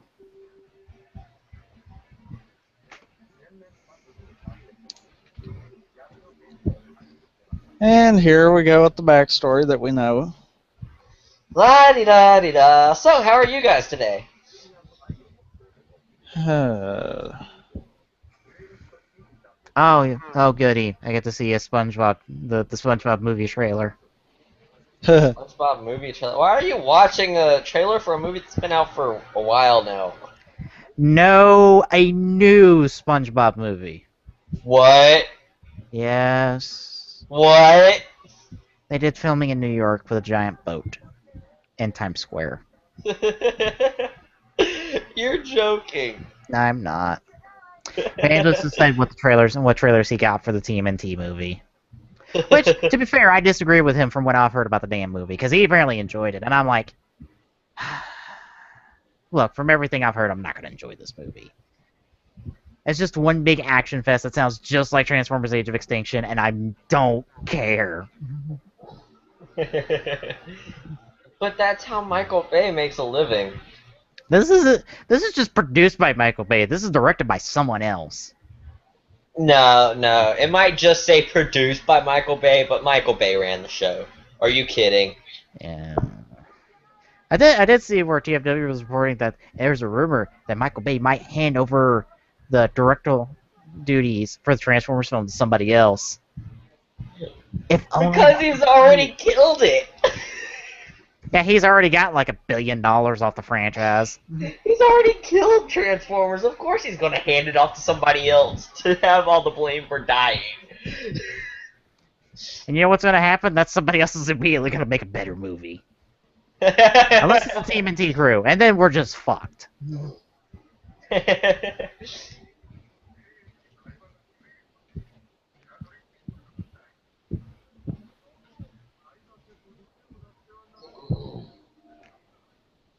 Okay, they apparently do the whole how Japanese names are in Japan with the last name first and the first name second. That is so weird to read.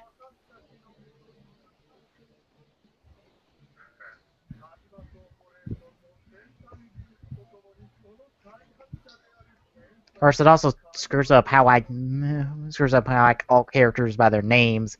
Because I usually want to call them by their first name, but if they keep getting called by their last name, then I keep calling them by their last name. Like Kaiba. I don't call him Seto, I call him Kaiba. Even after watching the English version, I always called him Kaiba. There's a Kaiba man card. There's not a Seto card.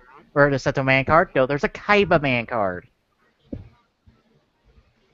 I'm not kidding, by the way. That's an actual card that exists. It's for a Blue Eyes deck.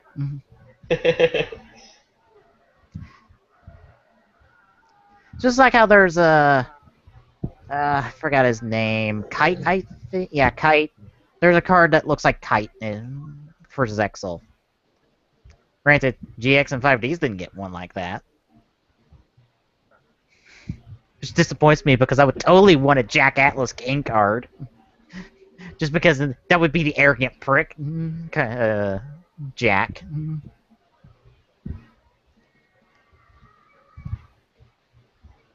Question. I'm getting dizzy! Didn't Joey, in the beginning, when Weevil threw the cards over the deck, didn't Joey actually get one or two of the cards? Yeah.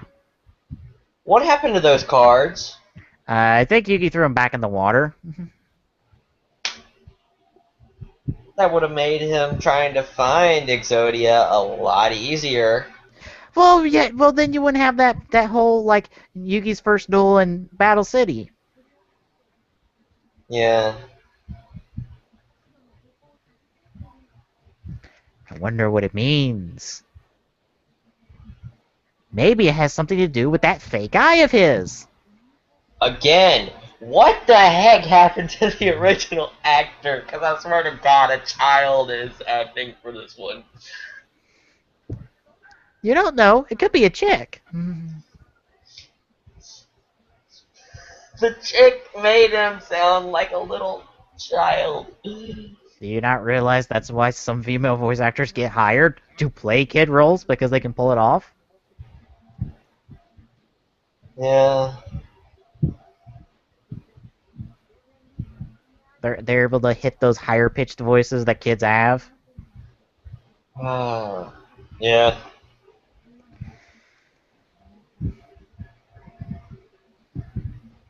So essentially that scene was, hey, there's a Millennium item there, although Yugi already knows that because, well, he's had experience with it. Oh, and also tell him that it's not only like Millennium item.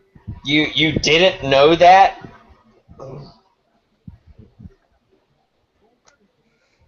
Huh. I wonder if that's what happened to Bakura. No, never. Bakura. Nah.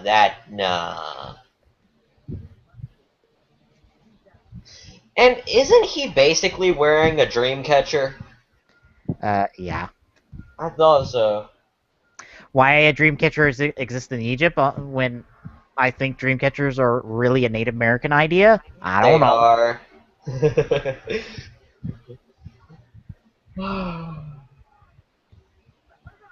And it was revealed that that was a Senin item that's in Pegasus's eye, right? Oh, one of the Millennium Eyes isn't the eye, yeah. Yeah, I thought so. Yeah. Yeah, does that mean that Pegasus has an alternate Pegasus? Well, when Does the eye that gets mean taken that there's from him, another all one of a sudden hidden? turns into a nice guy. So, yeah. So is it possible that this entire time this has been not real Pegasus?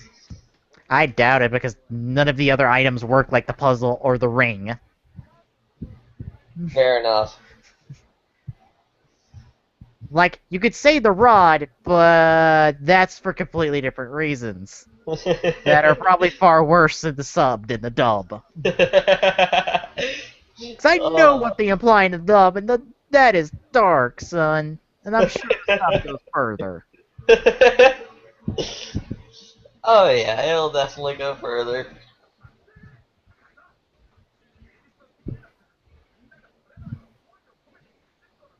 That does happen in this season, right? Pegasus has his eye robbed? No, the rod. Nope, that's Battle City. Dang it! That's Merrick. So we won't be able to hit that. Aw. No, that's like the entirety of Battle City is Merrick. It's Merrick being a dick to everyone.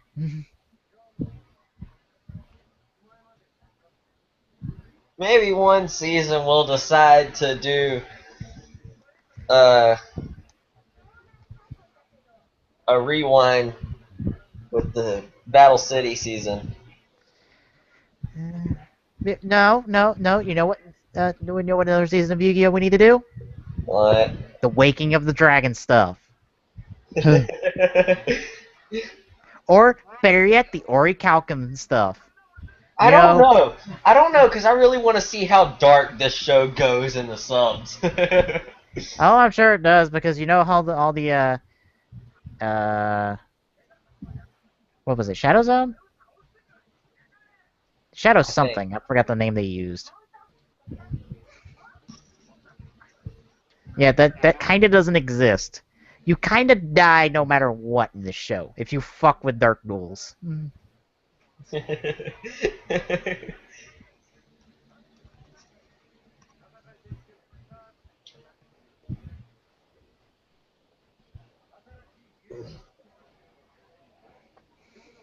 Again, like I said, this is where the whole dual disc comes from. Although none of the dual disc you will see anyone ever use looks like this. It looks like a disc. This was the creation of the dual disc. This is what made dual discs possible. Because it looks like a disc. Yeah.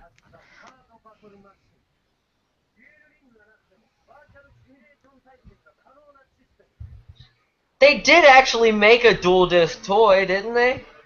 This dual disc, no. The other dual discs that you see all the time, yeah, they made like 3 versions. Yeah. I actually used to have one. That surprises me. I was a nerd back in elementary school. I will admit that. I had like a bunch of Yu-Gi-Oh cards, and I had a dual disc. Although I never played it. I never played Yu-Gi-Oh. Yeah, that was the same with me. I collected cards, but I never played it. Yeah, I had the dual disc and everything, but I never actually played it. I think mostly because I was never smart enough to go, yes, this is how I need to build myself a deck. Because I had a whole lot of random cards. That was pretty much how I was. But wait, that's surprising for you that I had a dual disc? Yeah. How? Oh. I thought dual discs were a bit on the rare side. Because I know there's the Yugi version, there's like 2 Jaden versions, and then there's the... I think there's like 2 more Yusei versions before they stopped doing it. Yeah. Granted, you kind of can't do the Arc 5 one. Yeah. Because it's all hard light stuff, and yeah... Nope. They can make it out of clear plastic and maybe put some design into it to make it look like it's... No? No? Okay.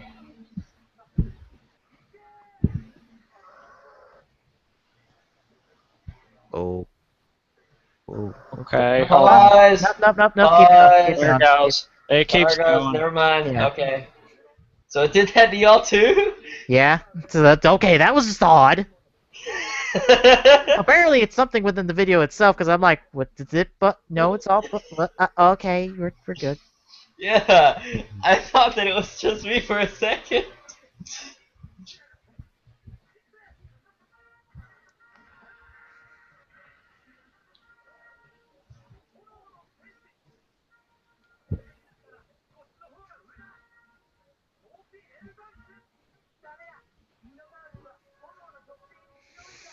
That's not how Yu-Gi-Oh works. Elements don't factor in like that. Unless you're playing the sacred cards. Which fuck me if I ever fuck me because I actually played sacred cards to completion.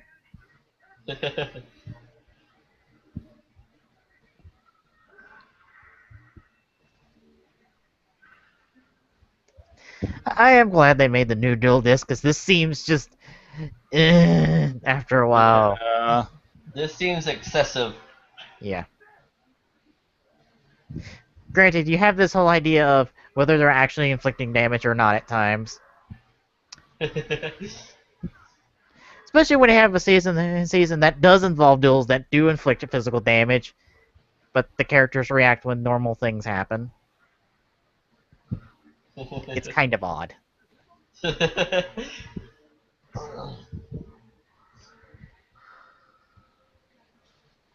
What did he?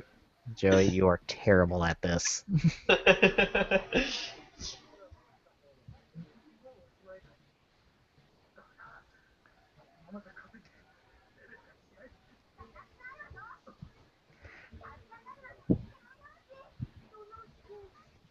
Get your fucking ass off the ground and do something productive. At least destroy his one monster he's pulled out that he fused with another. So you can say you at least beat him once. Yeah, this is where the battle started. You mean it didn't start 1,500 life points ago when you were being stupid? Yeah, and throw a monster after monster after monster after monster after monster with no idea what the fuck you're doing.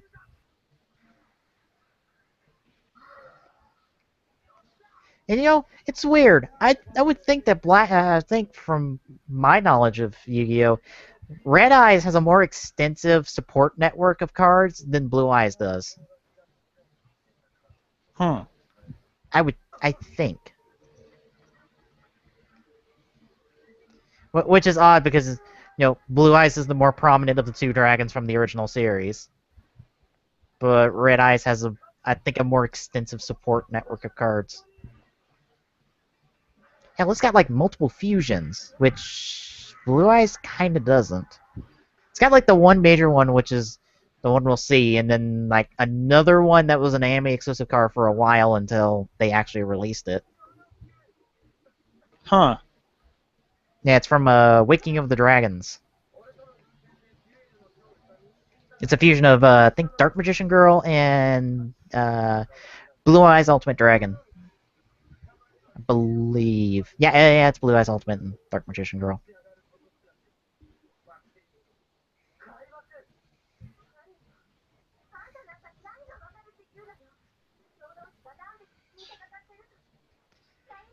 Was he a dick in this scene? In the dub? Or at least that much of a dick? I think so. I don't remember Granted, Kaiba was more of a dick in the dub than he's been in the sub. This is the most dickish he's been since his duel. Yeah. Still, I don't remember him being this bad.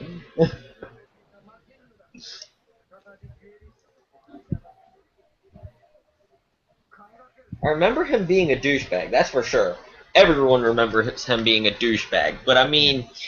I think this word comes down to he's being hard on Joey because he's like, I know Yuki can make it. You need to man your ass up, son.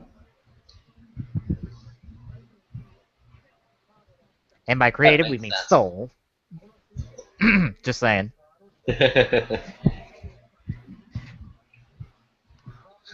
There's a reason magic shit always happens with Yu-Gi-Oh! It's Egypt. It's always Egypt. Yeah.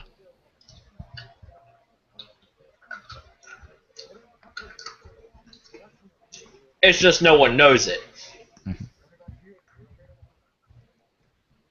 Except for, Pegasus. Who won't talk about it. And the Pharaoh. Oh, well, he doesn't remember it. Remember, he has memory loss. That's right.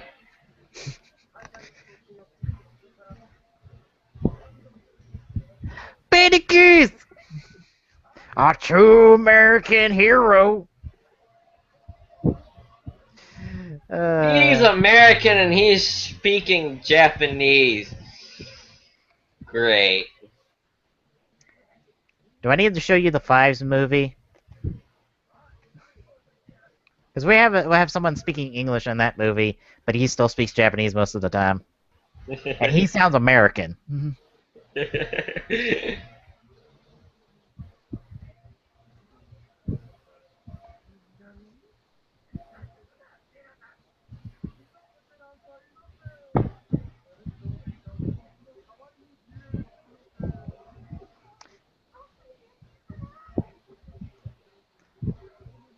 Of course, follow these instructions, and I won't kick your ass.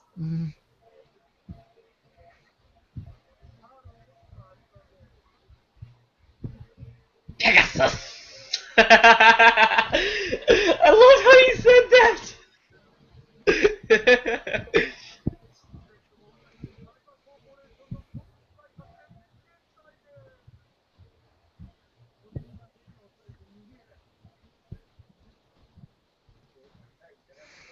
No, you're not.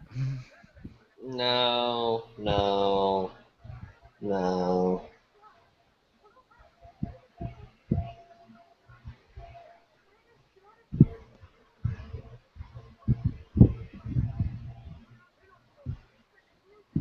Uh-huh. Pretty much, yeah. Yeah, pretty much. That English, oh my god. About it, it's almost as good as Joseph Tom is the Joestar's, winner. oh my god. Hey! He used a magic trick. Which, I've watched a couple episodes of, like, the third season of JoJo's Bizarre Adventure, and... nah. I don't know. I cannot get into JoJo at all. And I know a lot of people love JoJo's Bizarre Adventure. I just can't get into it. Why not? Have you seen anything from JoJo's Bizarre Adventure? No. Okay. I was about to say, this is fruity as fruity could be. When you say fruity, I'm gonna say it is like ridiculous when I say fruity. Like ridiculous. Like uber macho ridiculous, I want to say at some points. So I'm like, oh dear God, you're like so over dramatic. I can't watch this. This is too much for me.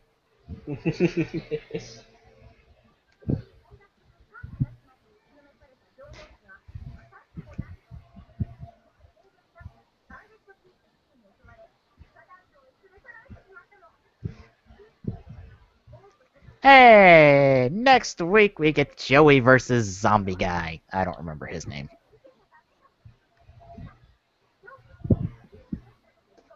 I don't remember his name. What was his name?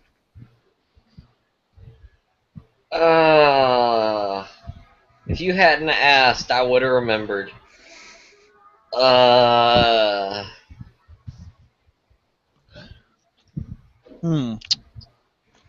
I cannot remember his name now. Well, at least we didn't have any real noticeable shenanigans that time. Yeah. It's just Joey's a fucking idiot. I thought you were about to say today. I was about to say, really? Were you not there for the whole first part of our show?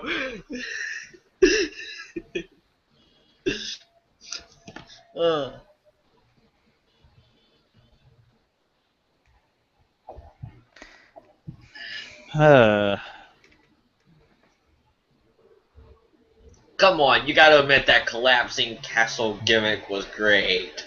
Well, Yu-Gi-Oh! Wiki points out that it's bullshit. Because that's not Capital Turtle's actual effect. Oh, so they pointed out the exact same thing that we did. Yeah.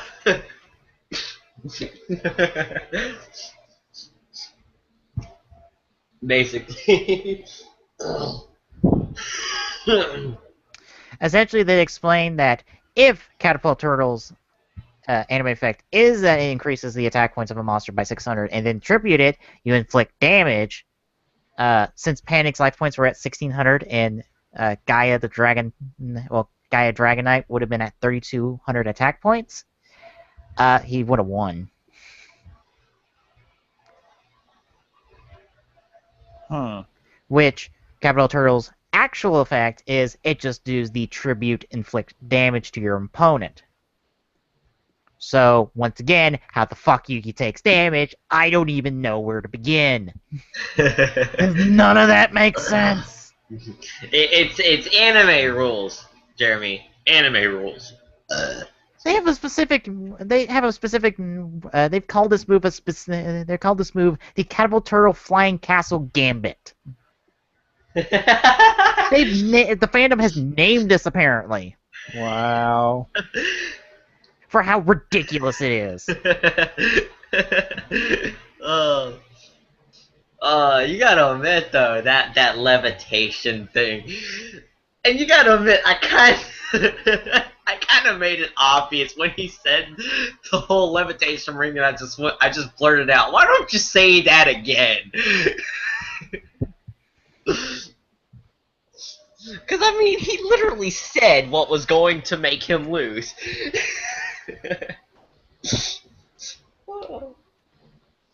And I'm gonna double check episode 16 to see if there are any Like I said, I didn't see any noticeable ones. Now, there might have been some that we couldn't necessarily tell, but... Yeah. Doesn't look like anything except for like the drawing rules for Joey and Kaiba's duel, which seem to be like one card a turn, even though Kaiba pulled 2 cards to do the fusion. Yeah. I kind of want to say I chalked that up to Joey's a fucking idiot. And I'll continue to insult him like that until he fucking smartens up, which really won't be till next season. Yeah, that won't happen this season. Because he's Joey. He doesn't even get a main character, like, Trinity spot until, like, Waking of the Dragons, I believe. Yeah, pretty much. When he's officially considered, like, the 3rd major character of the show.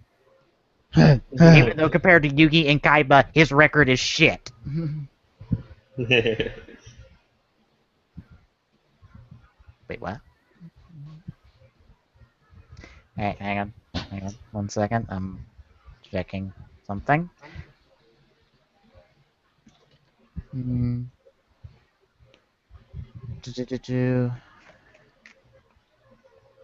Well, nobody's gonna be subbing the Kaido movie. Really? Yeah, it's coming to US or US. It's from the same group that subtitled V3. You know, the actual official subs of V3, the only writer show that's officially subbed.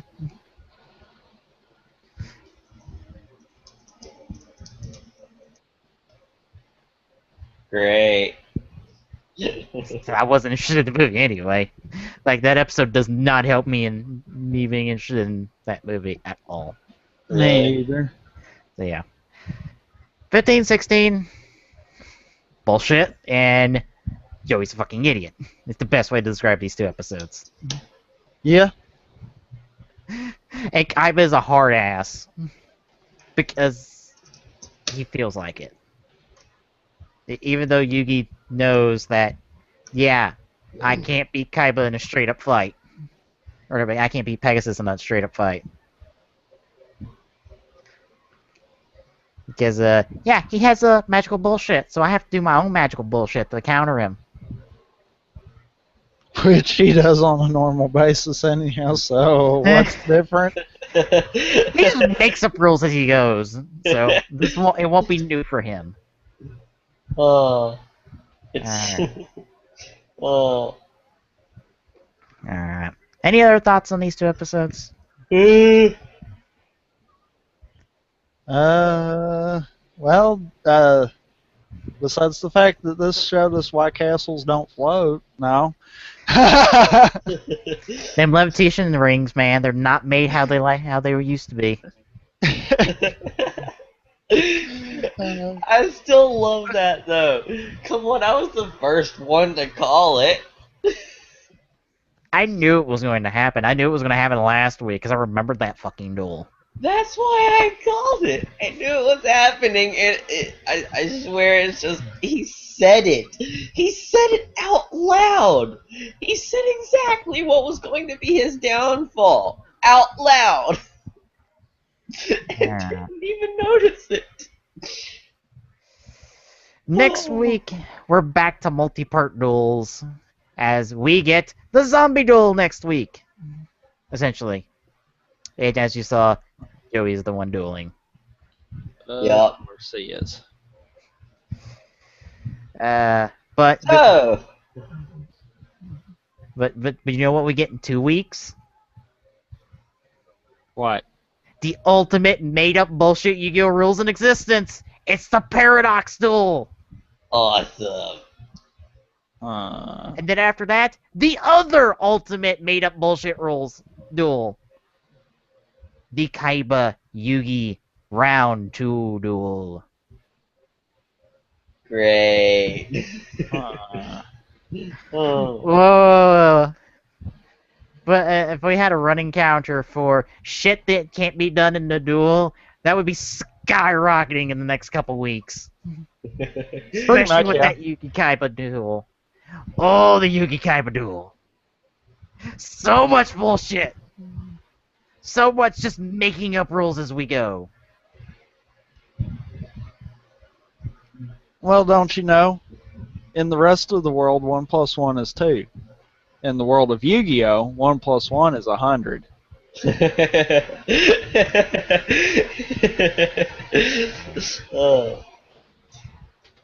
But until these fantastic things that we get to bitch about, that'll do it for Rampant Epsilon. Tommy Gun 2442. I'm Peacefigure2448 saying, get out, everybody. We'll see you when we have fun things to bitch about next time on the Gaming Saloon Rift Tracks. Peace out. As always, you can find the Gaming Saloon Rift Tracks on our site at tgsr.org. Don't forget to follow us on our social medias, on Twitter by following @TGSaloon, on Facebook at facebook.com/thegaming-saloon, and on YouTube at youtube.com/TGSaloon. Till next time.